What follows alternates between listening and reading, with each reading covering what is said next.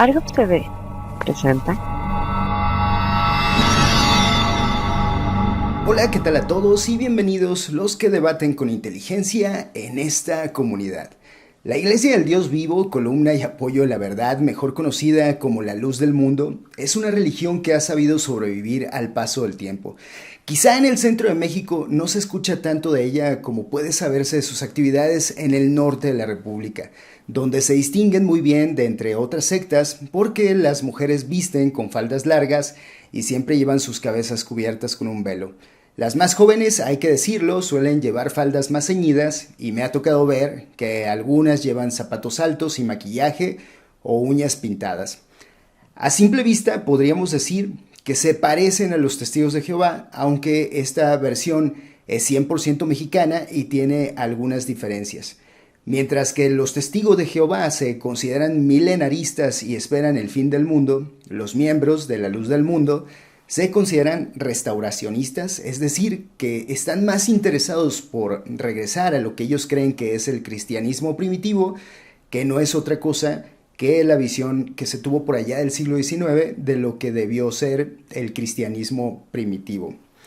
Eso sí, hay que decirlo, no les gusta para nada la Iglesia Católica y lo dejan claro. Fue fundada en 1926 en Guadalajara, Jalisco, por Eusebio Joaquín González, un excombatiente de la Revolución Mexicana.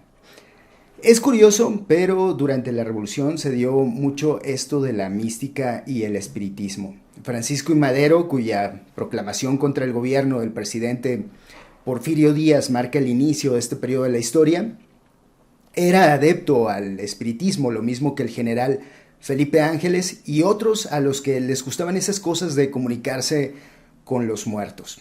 El caso de don Eusebio es muy peculiar. En esa época una rama de la iglesia pentecostal se había establecido en Villa Aldama, Chihuahua, de la mano de una mujer de nombre Carmen Valenzuela. Su secta se denominaba Iglesia Apostólica de la Fe en Cristo Jesús y era liderada por dos excombatientes del ejército. Estos dos hombres se hacían llamar Saulo y Silas y ellos fueron quienes lo bautizaron.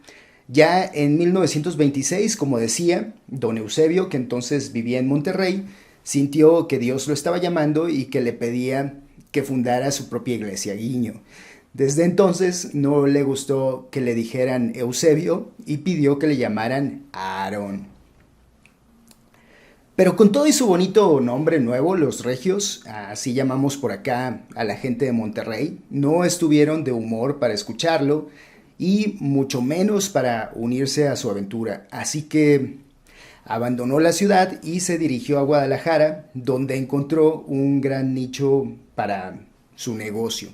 Y decía que es un caso curioso porque su religión fue creada en un momento en que la religión católica atravesaba por una crisis, la Guerra Cristera, un conflicto armado que se dio casi al terminar la Revolución Mexicana y que duró 3 años. Es un conflicto todavía fresco en la memoria de la gente, del que no se habla mucho y hoy en día todavía levanta polvo en la comunidad católica más politizada y conservadora, podríamos decir. En ese lapso el gobierno y los religiosos católicos se enfrentaron por causa de la ley Calles, que limitaba el culto católico en México, y yo pienso que algún día deberíamos hablar de esto. Pero pues bien, retomando, la familia de don Eusebio ha prosperado con el paso del tiempo, además de haber acumulado una gran fortuna, y han construido su propio templo, algo así como una especie de Torre de Babel, que también parece un edificio hecho por umpalumpas, y se han extendido a otros países. El día de antier, si no me equivoco, nos enteramos de un nuevo escándalo, y digo nuevo porque, como es de esperarse, no es la primera vez que esta iglesia ha sido el centro de la atención pública. Desde 1942, el líder fue acusado de enriquecerse a costa de los diezmos de los fieles, pero eso es algo que puede, e incluso yo diría que debe esperarse de cualquier líder religioso. Eso sí, a muchos feligreses no les causó mucha gracia, 200 miembros lo abandonaron y, ¿por qué no?, crearon su propia iglesia, la Iglesia del Buen Pastor, que con ese nombre, hay que ser sinceros, también pudieron haber puesto una taquería y no les hubiera ido nada mal, idea millonaria. Pero tal vez la crisis más importante que ha vivido la luz del mundo, además de que actualmente viven con su travieso lidercillo, es la que se vivió entre 1997 y 2004. En el programa de Ricardo Rocha, Detrás de la Noticia, se presentó el testimonio de una persona que acusaba a Samuel Joaquín Flores, hijo de don Eusebio y entonces líder de la iglesia, es el padre obviamente de Nazón Joaquín García, de presuntos actos de abuso sexual contra él y varios feligreses. Desgraciadamente en aquel momento no se pudo comprobar nada, pero, dato curioso, tiempo después ese mismo señor, quien lo acusaba, fue secuestrado y según Los Angeles Times fue apuñalado hasta quedar al borde de la muerte. Y la cosa no queda ahí. Algunas denuncias llegaron hasta la Secretaría de Gobernación, pero todas fueron presentadas por adultos que se quejaban de abusos cometidos en su adolescencia, así que estaban fuera de plazo y los delitos estaban prescritos. Ahí también se aseguraba que un grupo de incondicionales, a las que llaman las vestales, llevaban hasta su cama a adolescentes en ofrenda para aliviar sus dolencias. ¿No es esto algo parecido a lo que decían sobre el padre Maciel? Pues Fernando Flores, quien fue secretario general de la Federación Nacional de Colonos en Provincia, un grupo dentro de la comunidad religiosa y que sirve como administración para la colonia o comunidad que rodea al templo, y que también fue cronista de la iglesia, dijo haber sido violado por Samuel y dijo algo muy curioso, que este señor se consideraba un ángel sin sexo, así que podía gozar del amor de una mujer o de un hombre.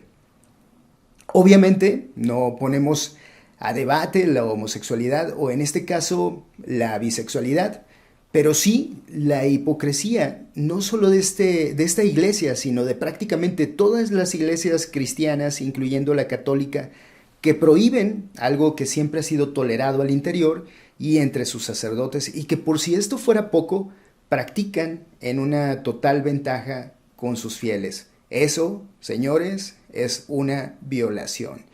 Y no es la única similitud con lo que ha pasado con la Iglesia Católica o con el padre Maciel. Al igual que él, parece que con el tiempo se hicieron de amistades poderosas. Durante los mejores años del PRI, la zona que habitan los fieles de la luz del mundo ganaba sin necesidad de hacer fraude electoral, y es que, según los mismos integrantes, sus líderes les indicaban por quién votar. Más aún, según gatopardo.com, en una entrada publicada apenas en abril de este mismo año, vaya casualidad, integrantes de la iglesia participaron activamente en el instituto que organizaba las elecciones en México, cuando éste dependía totalmente del gobierno y se ocupaba extraoficialmente de urdir las trampas para que siempre ganara el partido oficial. Pero algo que puede confirmarse fácilmente es que Samuel Joaquín, además de heredar el liderazgo de la iglesia, fue líder juvenil de la Confederación Nacional de Organizaciones Populares, una de las 3 organizaciones fundamentales del PRI, y como no, nada mejor que una iglesia para llenar mítines.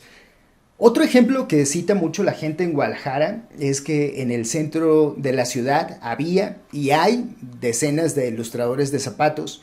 Durante mucho tiempo, los únicos autorizados por el ayuntamiento fueron los de la luz del mundo. Por eso no sorprende que ahora, con Movimiento Ciudadano al mando, el gobernador Enrique Alfaro le llame amigo al líder de la iglesia y lo felicite el día de su cumpleaños.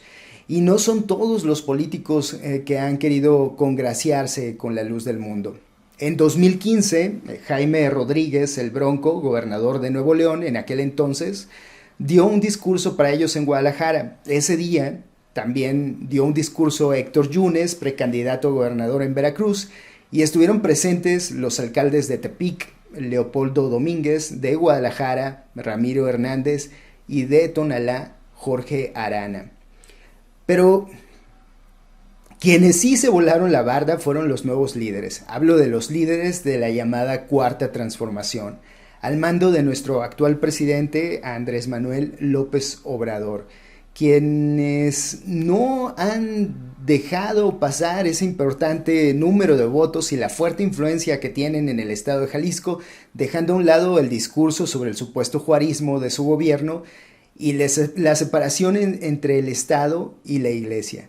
En un acto que obviamente negaron y que se realizó mientras el gobierno de los Estados Unidos realizaba una investigación por abuso sexual, permitieron que se celebrara su cumpleaños a lo grande con un evento de gala, nada más y nada menos que en el recinto cultural más importante de todo México, el Palacio de Bellas Artes, un hecho inédito en la historia del país. Esto sucedió el 15 de mayo y fue anunciado a través de las redes sociales y ahí mismo, afuera del palacio.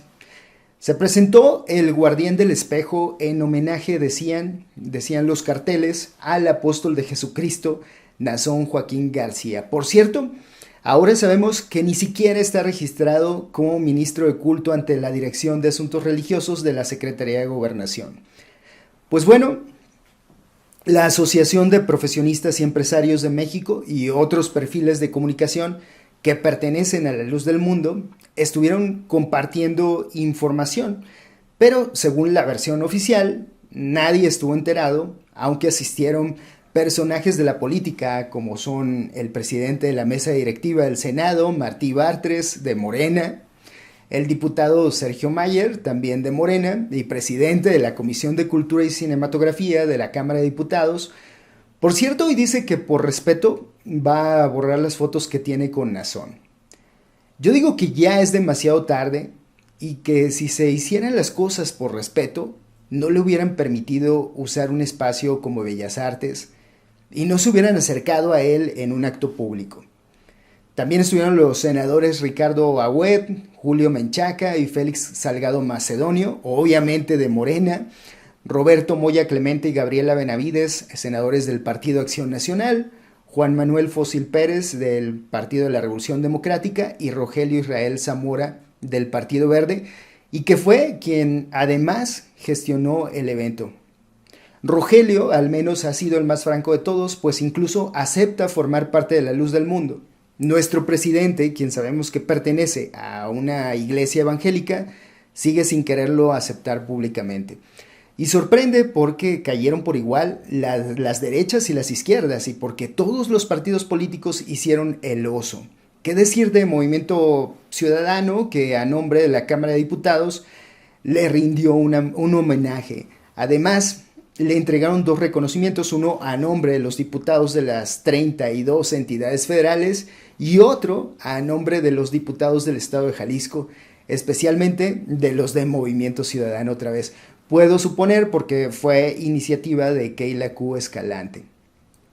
¿Por qué ningún colectivo del movimiento ateo dijo nada? Fácil, porque tienen la idea, o mejor dicho, la esperanza de que el gobierno de López Obrador está haciendo lo correcto y que todo lo que dicen, por más absurdo que parezca, está justificado o es una verdad absoluta. Así que este evento, según su perspectiva, nunca sucedió o, al ser un concierto, no fue un evento religioso. Pero dejemos claro que es una estrategia psicológica de negación que consiste en intentar colocar la prueba que invalidaría sus argumentos donde no se pueda tocar, pero que una vez que ya no cumple con el criterio, se cambia de nivel.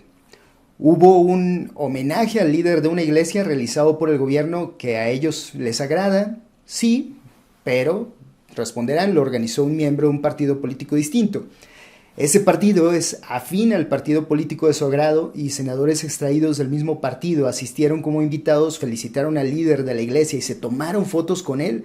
Sí, pero los políticos siempre se toman fotos con personas que ellos no conocen, ellos no sabían a qué evento los habían invitado.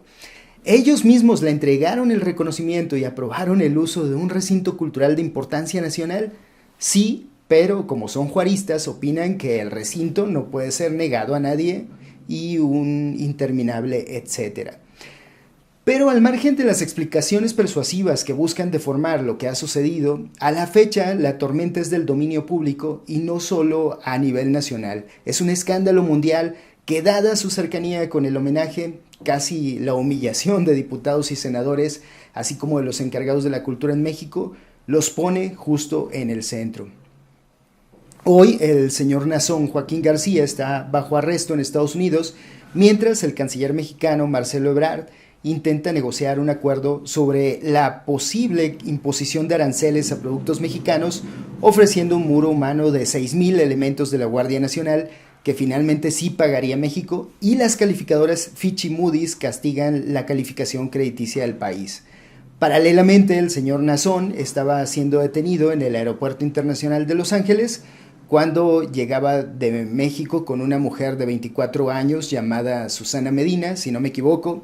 Ella tiene fijada una fianza de $5 millones y después ya en el condado también detuvieron a otra mujer, Alondra Ocampo, de 36 años, a quien le fijaron una fianza todavía más alta, $25 millones. Y todavía hay alguien huyendo, Azalea Rangel, que seguramente va a ser también detenida. ¿Qué opinan los creyentes? Pues algo no muy distinto a lo que opinan los ateos que están del lado de la Cuarta Transformación, que todo es parte de un complot, que detrás hay cosas que no encajan, que las acusaciones son infundadas y otro largo etcétera que jamás dejará de existir. Pero los cargos no son cualquier cosa. Se les acusa de trata de personas, pornografía infantil, secuestro de un menor y otros más. Entre las víctimas hay 3 menores de edad y un adulto, aunque debe haber más, porque lo que se ha sabido es el resultado de denuncias hechas por las víctimas a través de un sitio web del gobierno de los Estados Unidos. Por cierto, que tenía fijada una fianza de $25 millones y su abogado buscaba reducirla, pero hoy se ha elevado al doble para que sus feligreses, que se la han pasado llorando en sus templos, algo muy común en ellos, eso de llorar y tirarse al drama, no logren reunirla y escape sin pagar por sus abusos. Y quién sabe, esto es la vida real, y la vida real no pocas veces desilusiona. No siempre tenemos finales que nos parezcan justos. Espero que el video les haya gustado. Si es así, recuerden suscribirse, dejar un comentario y una manita arriba. Nos vemos en el próximo video, y mientras tanto sean felices y tengan siempre presente que saber nos hace libres, aunque perjudique severamente la ignorancia.